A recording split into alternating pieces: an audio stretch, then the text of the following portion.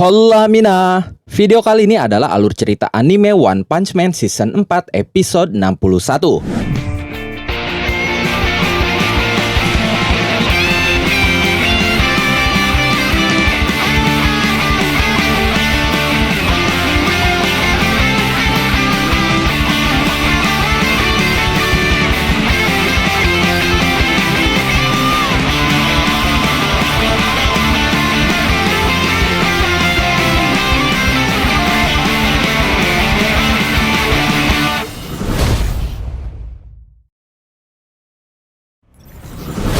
Di markas Asosiasi Pahlawan sendiri, para klien yang menghadiri acara pengenalan kompleks apartemen pahlawan sedang istirahat dan makan siang di restoran yang ada di sana. Salah satu pasangan sedang berbincang tentang kompleks apartemen itu. Sang pria berkata, mereka bilang bulan ini jumlah bencana monster berada di paling tertinggi dan itu memecahkan rekor lagi. Sang wanita berkata, jika banyak monster yang terus muncul di dunia seperti ini, orang-orang mungkin tidak akan bisa hidup di luar lagi. Sang pria berkata, tapi kita aman di sini. Para pahlawan kelas atas akan melindungi kita. Kita dijamin dengan keamanan lebih dari lingkungan elit manapun di luar sana. Fasilitas ini memiliki berbagai kafe dan restoran besar seperti ini. Bahkan ada juga kolam renang. Belum lagi mall yang kudengar akan mereka buat. Dan transportasi di sini sangat mudah. Mungkin suatu hari tempat ini malah akan menjadi ibu kota. Tapi sayangnya hanya beberapa orang terpilih saja yang bisa tinggal di sini. Sang wanita berkata, untunglah ayahmu seorang petinggi pemerintahan. Sang pria berkata, sudah kubilang, kau mengambil pilihan tepat berkencan denganku kan? Sang wanita pun tersenyum mendengarnya, lalu dia berkata, kurasa memang begitu. Tapi setelah itu sang wanita keheranan karena gelas yang dia pegang tiba-tiba bergetar. Dia mengira itu karena gedungnya yang bergetar. Sang pria keheranan. Lalu dia berkata, gempa? Tidak mungkin. Tempat ini dibangun dengan desain tahan gempa terbaik di dunia.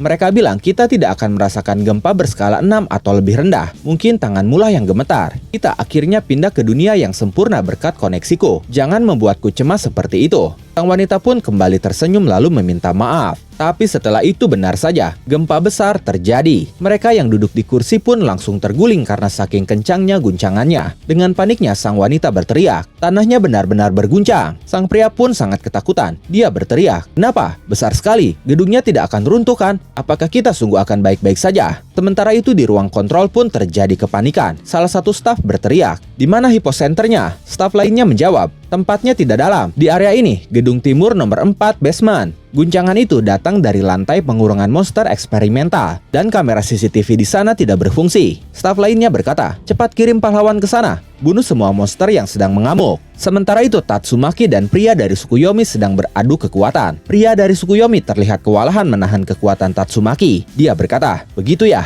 kalau ini tentang output kekuatan telekinesis, aku sepertinya dalam posisi buruk. Sedangkan Tatsumaki saat itu terlihat santai saja. Dia berkata, kau kira punya kesempatan di tingkatmu itu kelinci percobaan yang malang. Setelah itu pria dari suku Yomi itu menjentikan jarinya sambil berkata, kau tidak perlu menghinaku seperti itu. Sementara itu Fubuki sedang mencoba membuka celah di lantai untuk menyelamatkan Saitama. Dia mengerahkan semua tenaganya sambil berkata, Saitama, kami saat ini membutuhkanmu. Tapi tiba-tiba Fubuki merasakan sesuatu pada tubuhnya. Dia merasa ngantuk berat dan kemudian tumbang seketika. Tatsumaki keheranan dan juga panik melihatnya. Lalu pria dari suku Yomi itu berkata, itu karena sebuah kapsul penuh dengan obat tidur yang hancur dengan sinyal telekinesisku. Haruskah aku hancurkan juga kapsul yang penuh dengan racun mematikan? Mencampur kapsul-kapsul itu ke dalam suplemen kecantikan hariannya itu sangatlah mudah. Mendengar itu Tatsumaki terlihat sangat marah. Sementara Fubuki masih memiliki kesadarannya walaupun terlihat sangat ngantuk. Fubuki berkata, sejak kapan kau melakukannya? Lalu Tatsumaki berkata kepada Fubuki, itu artinya pasti ada seorang mata-mata suku Yomi. Entah itu di pabrik pembuatan, distributor, atau menyamar menjadi salah satu anak buahmu itu Fubuki. Kemudian pria dari suku Yomi memagari Fubuki dengan kekuatannya. Lalu dia berkata, baiklah, sekarang jangan melawan lagi, oke? Setelah itu Tatsumaki pun menonaktifkan kekuatannya. Pria dari suku Yomi langsung berkata, sungguh pendengar yang baik.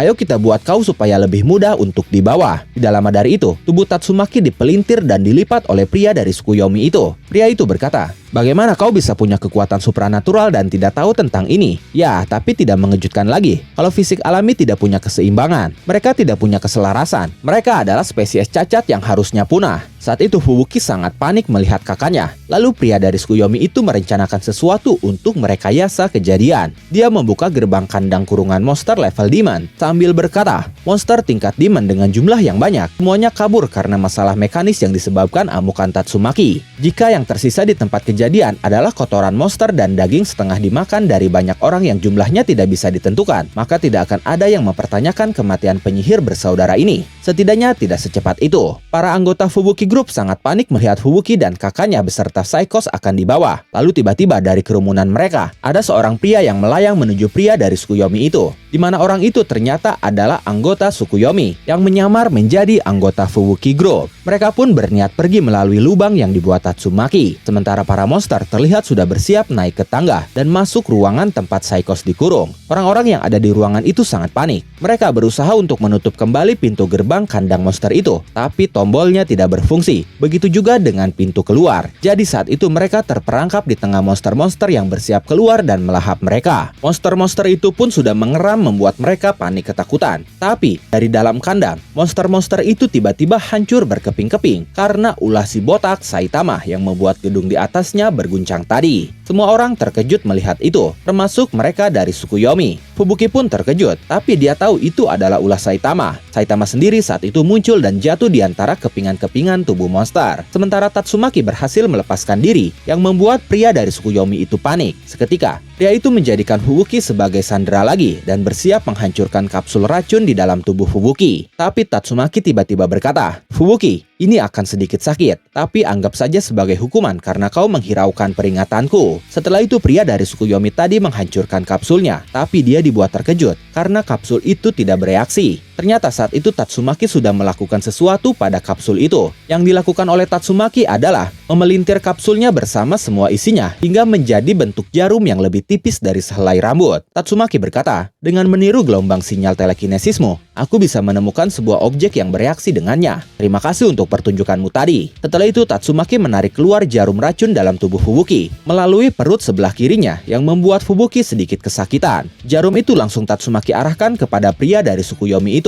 Jarum itu pun menembus kedua telapak tangannya dan langsung menembus mata kanannya. Racun berbentuk jarum itu pun langsung bereaksi di wajahnya. Pria itu terlihat sangat kesakitan. Tatsumaki berkata, "Wah, apa kau akan langsung mati dengan itu? Ataukah kau masih punya perlawanan? Setelah itu aku akan memeras semua yang kau tahu tentang suku Yomi." Lalu Tatsumaki mulai mengerahkan kekuatannya. Dia berencana mengurung dua anggota suku Yomi itu dalam bola reruntuhan. Tapi saat itu, satu pria yang menyamar jadi anggota Fubuki Group berhasil meloloskan diri dari bola reruntuhan. Dia pun kabur, tapi Tatsumaki langsung menghantamkannya ke dinding. Fubuki dan Psychos pun berhasil diamankan oleh Tatsumaki. Dan kini situasinya sudah benar-benar terkendali. Dengan penuh kelegaan, para anggota Fubuki Group berkata, "Kita selamat." Lalu mereka berlari ke arah Fubuki sambil berteriak, "Nona Fubuki, Anda tidak apa-apa." Dengan wajah yang masih kelelahan, Fubuki berkata, "Kalian semua." Setelah itu anggotanya melontarkan pertanyaan bertubi-tubi kepada Fubuki. "Apa-apaan itu tadi? Anda mengajak kami tanpa memberitahu alasan apapun dan hampir membuat kami semua terbunuh. Tsukuyomi itu apa? Siapa mereka tadi? Kenapa seseorang yang punya hubungan bisnis dengan eksekutif asosiasi menyerang kita?" Lalu Tatsumaki berteriak, "Berisik!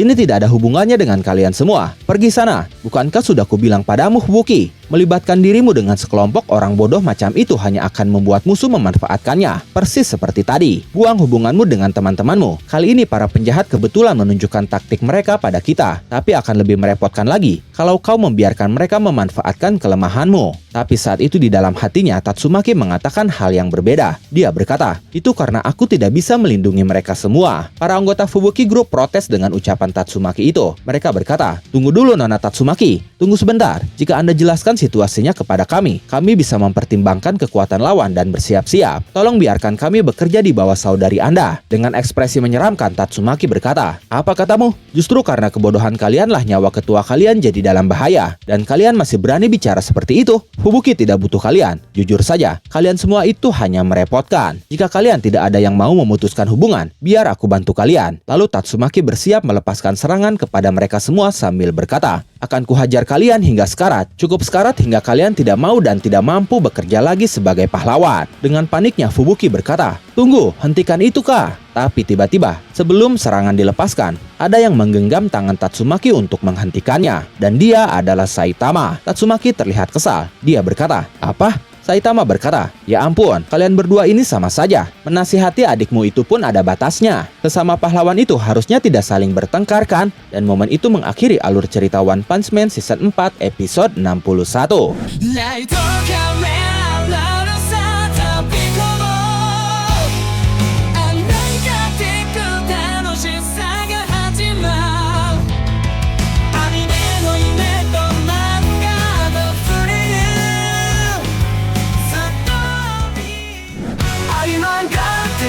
バイブスを感じて